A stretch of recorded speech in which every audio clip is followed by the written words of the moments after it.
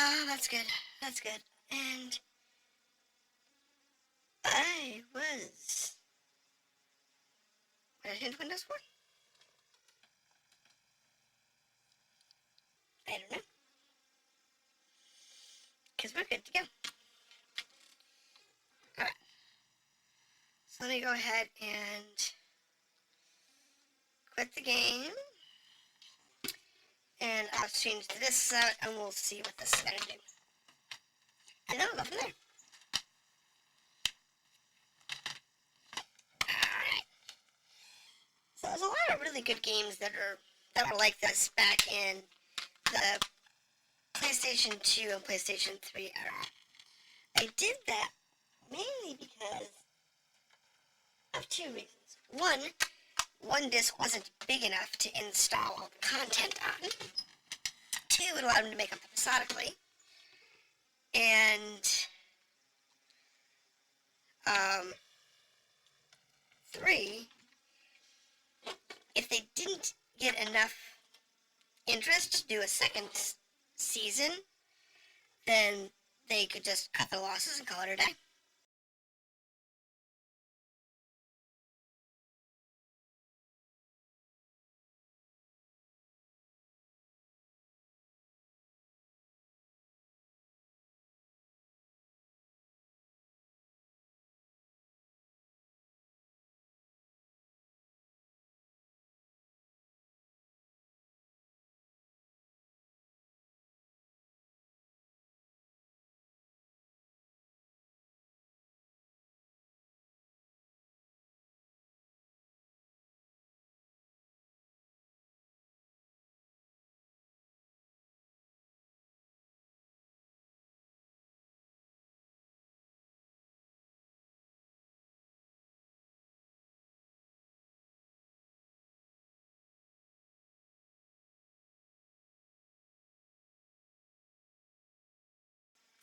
Okay, so you missed that. I was like, holy ham castles, because it actually, ready to begin installation. Oh, never mind. It still wants to install. Never mind. Let me go back to the chat window. Check out with overlay. It's gonna take a minute to install. So yeah, needless to say, it's very interesting because this era was prone to this type of a game. It was a lot of them. There was a lot of simple games. So they did a lot. They did this a lot. You know, some games did it as virtual MMOs, like Dot Hack, or the later versions of like Sword Art Online.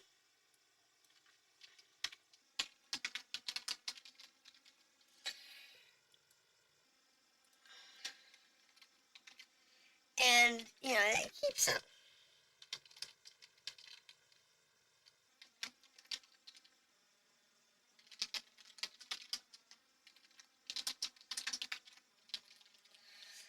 Yeah, it keeps on going. And we'll just change the heading there while we're doing this. You know, it's just, I've always liked them because, especially when you could do with friends or by yourself. That's one thing that I always enjoyed about early MMOs, is that they allowed you to enjoy the experience of the game, both by yourself and with friends. You weren't forced, except for a few occasions, like, ooh, big boss fight, you gotta take your friends. Ooh, it's a dungeon, be careful, or take some friends. But you could do it though if you really wanted to, or you were high enough level. You know, those types of things. But the early days, you had that option. And then there was that middle era where we have to think World of Warcraft. Because with World of Warcraft, they went real big or go home.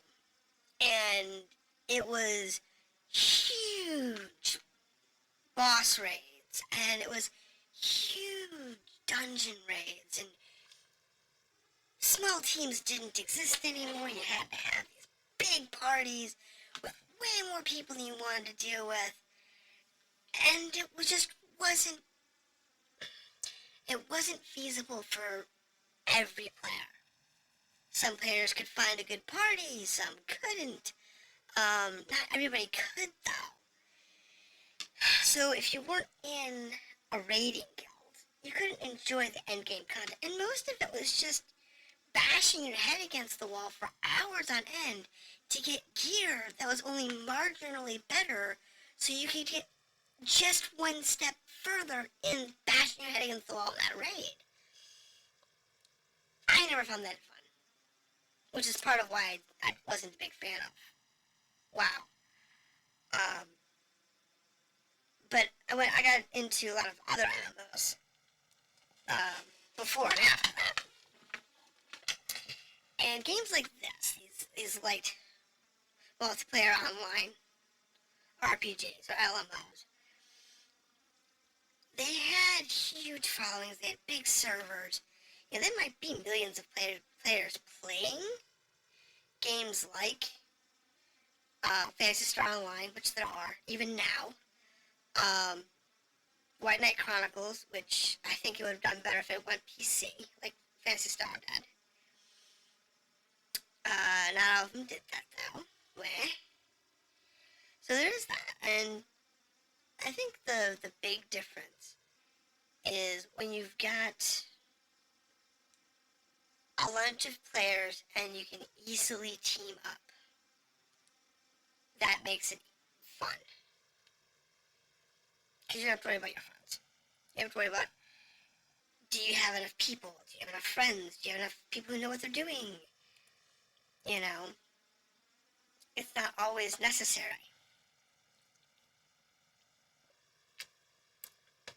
However, just because you only have a handful of people, or you can do some random things, doesn't mean that you can't play the big content.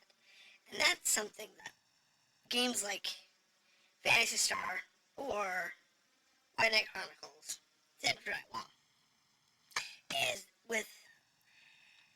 by having the ability to rapidly team up with other players, games like Phantasy Star or White Knight Chronicles or Final Fantasy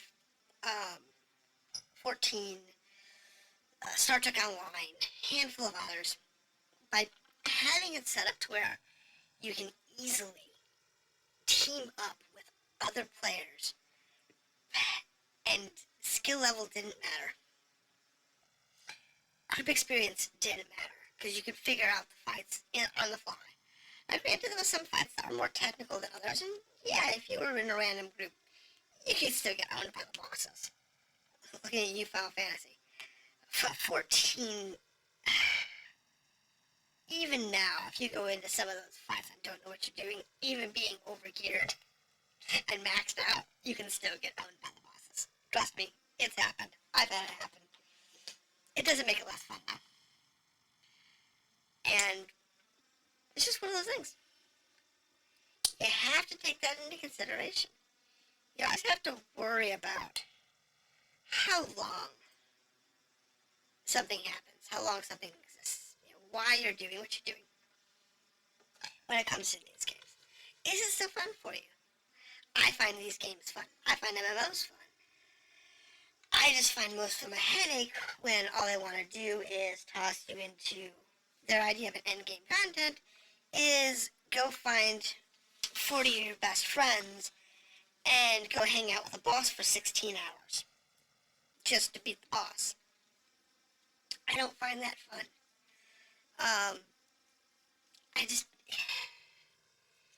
When you have to get together 8 to 20 people or more, and then you have to have them all together for 3 to 5 hours, and it's just, that doesn't work. That's part of why World of Warcraft started losing players is because they kept making these raids bigger and longer and more grand, and they were pretty. The mechanics were a nightmare sometimes. They're fun other times, but they just went too deep. They went way too deep in that. Rushifel? No. Who said anything about pants? I'm a dragon. I don't wear clothes.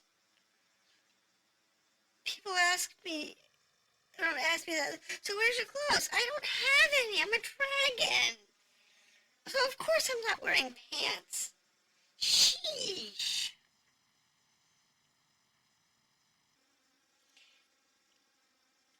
I'm a dragon. Clothing's not required for us. No shorts, no pants, no problem. It's just the way it works. How are you doing tonight, Rushifa? I am just ranting and rambling about LMOs tonight because I finished White Knight Chronicles 1 and I'm waiting for White Knight Chronicles 2 to finish installing because I didn't preload the game because I thought I had another week. Not like 30 minutes. I was literally saved at the boss last weekend. Literally. I stopped at the boss. That's how close I was. I finished it like 15 minutes ago, 20 minutes ago? Something like that. Yeah, so I did not have it reloaded. So I just decided to switch over to just chatting and just ramble about, LMOs and MMOs and my experiences with them. Because it's fun. It's a good way to waste time. And honestly, when I'm done with this, I might go back to like Phantasy Star Online and start from the beginning. Hold on, let me just mute that. I'll mute that going. And go through the like 80 hours or 90 hours.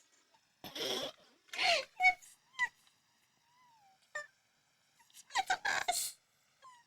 There's over 100 hours, I think, of just general gameplay in that game to play the main story. It's a fantastic thing. Phantasy Star Online 1 is online too. And I actually need to get PSO 1. I have PSO 1 episodes 1 and 2. And I have Phantasy Star Online 2 all the way through. All the way to current through NGS. So I do actually have PSO 1, episodes 1 and 2. It's on my, I have the Xbox disc, so it should play on my 360. Little nerdy, yes. I don't have Phantasy Star Online Universe, though. Phantasy Star Universe? I don't have Universe 1 and 2, and I thought I did. I went digging through to see through my stuff to see. Apparently, it's just, I have PSO episodes 1 and 2, and I have Phantasy Star Online 2 on the computer. But I have the Japanese and the English version of that, so go me. But, I also have, like, every Sword Art Online game ever made. I haven't played them all. I have one I haven't played and one I haven't beaten. And